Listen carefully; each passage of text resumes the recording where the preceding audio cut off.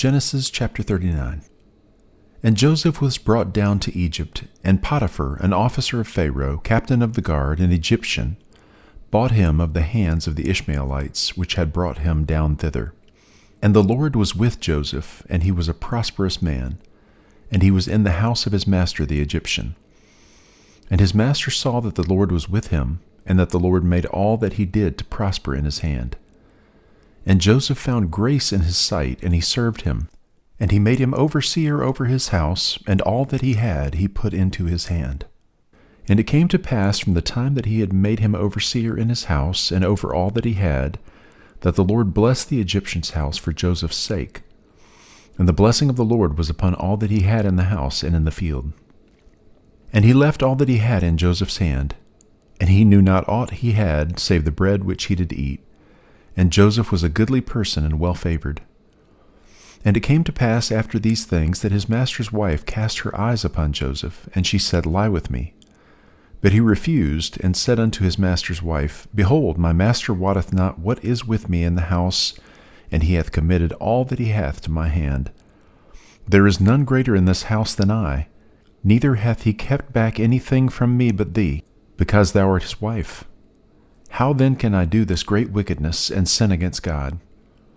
And it came to pass, as she spake to Joseph day by day, that he hearkened not unto her, to lie by her, or to be with her. And it came to pass about this time, that Joseph went into the house to do his business, and there was none of the men of the house there within. And she caught him by his garment, saying, Lie with me. And he left his garment in her hand, and fled, and got him out.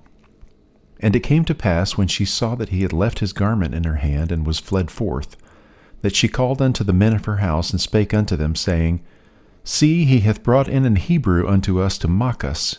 He came in unto me to lie with me, and I cried with a loud voice.